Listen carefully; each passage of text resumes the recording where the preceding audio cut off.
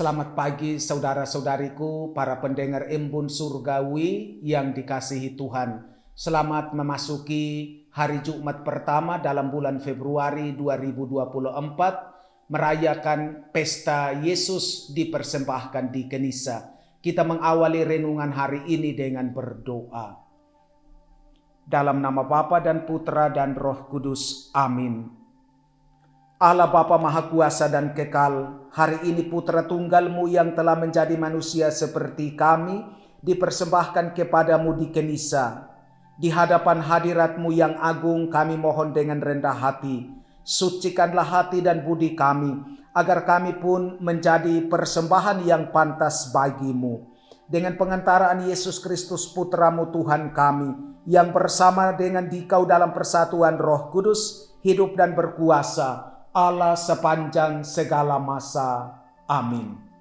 Bacaan dari Injil Lukas bab 2 ayat 22 sampai dengan 40. Ketika genap waktu pentahiran menurut hukum Taurat Musa, Maria dan Yusuf membawa anak Yesus ke Yerusalem untuk menyerahkannya kepada Tuhan, seperti ada tertulis dalam hukum Tuhan. Semua anak laki-laki sulung harus dikuduskan bagi Allah.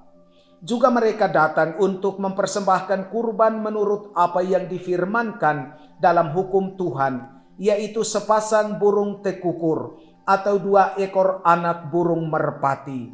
Waktu itu adalah di Yerusalem seorang bernama Simeon. Ia seorang yang benar dan saleh hidupnya, yang menantikan penghiburan bagi Israel. Roh Kudus ada di atasnya, dan kepadanya telah dinyatakan oleh Roh Kudus bahwa ia tidak akan mati sebelum melihat Mesias, yaitu Dia yang diurapi Tuhan. Atas dorongan Roh Kudus, Simeon datang ke Bait Allah. Ketika anak Yesus dibawa masuk oleh orang tuanya untuk melakukan kepadanya apa yang ditentukan hukum Taurat, Simeon menyambut anak Yesus dan menatangnya sambil memuji Allah, katanya, "Sekarang Tuhan, biarkanlah hamba-Mu ini pergi dalam damai sejahtera sesuai dengan firman-Mu. Sebab mataku telah melihat keselamatan yang daripada-Mu, yang telah Engkau sediakan di hadapan segala bangsa, yaitu terang yang menjadi penyataan bagi bangsa-bangsa lain dan menjadi kemuliaan bagi umat-Mu Israel."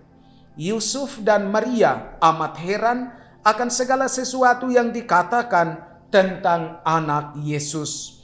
Lalu Simeon memberkati mereka dan berkata kepada Maria ibu anak itu, "Sesungguhnya anak ini ditentukan untuk menjatuhkan atau membangkitkan banyak orang di Israel, dan untuk menjadi suatu tanda yang menimbulkan perbantahan, dan suatu pedang akan menembus jiwamu sendiri, supaya menjadi nyata pikiran hati banyak orang."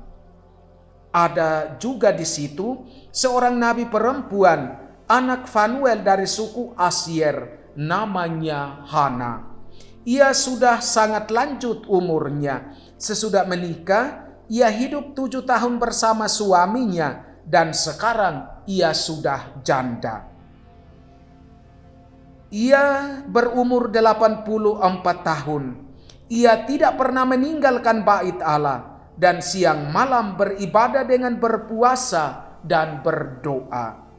Pada saat anak Yesus dipersembahkan di bait Allah, Hana pun datang ke bait Allah dan bersyukur kepada Allah, serta berbicara tentang anak Yesus kepada semua orang yang menantikan kelepasan untuk Yerusalem.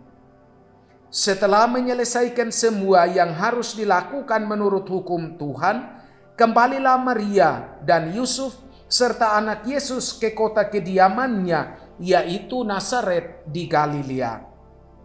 Anak itu bertambah besar dan menjadi kuat, penuh hikmat, dan kasih karunia Allah ada padanya.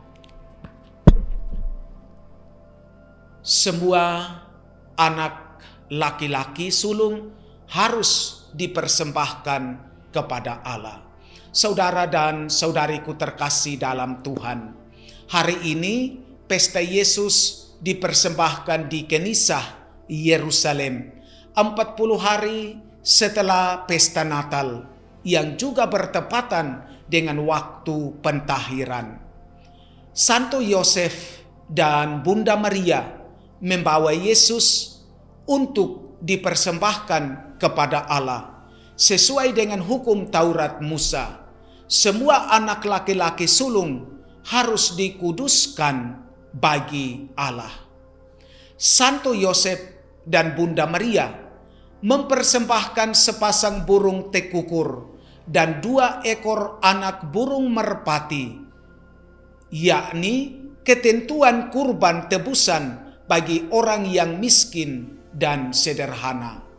Hari ini kita pun diajak untuk membaharui ketaatan kita kepada Allah, agar kita dapat mengikuti teladan Santo Yosef dan Bunda Maria, rela mempersembahkan diri, pikiran, hati, dan karya kita kepada Allah. Kerapuhan dan kelemahan kita kadangkala membuat kita merasa berat untuk memberikan yang terbaik kepada Tuhan melalui sesama yang ada di sekitar kita.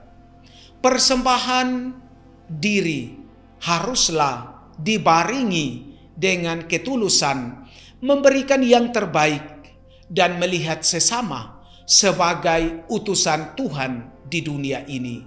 Sejujurnya, apa yang kita persembahkan kepada Allah tidaklah seberapa dibandingkan apa yang telah kita terima dari Tuhan. Sebab segala sesuatu yang ada pada kita asalnya dari Allah dan itu milik Allah sepenuhnya. Kita mempersembahkan persembahan istimewa dan wangi yang disatukan dengan persembahan Kristus agar itu berkenan kepada Allah Bapa kita.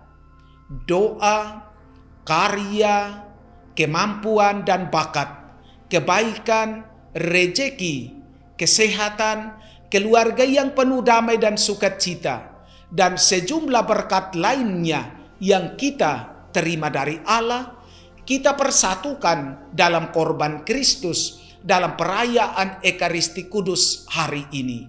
Maka apa yang tampaknya tidak berarti menjadi bernilai dan istimewa, sebab telah disatukan dengan korban Kristus yang nilainya itu sangat tinggi.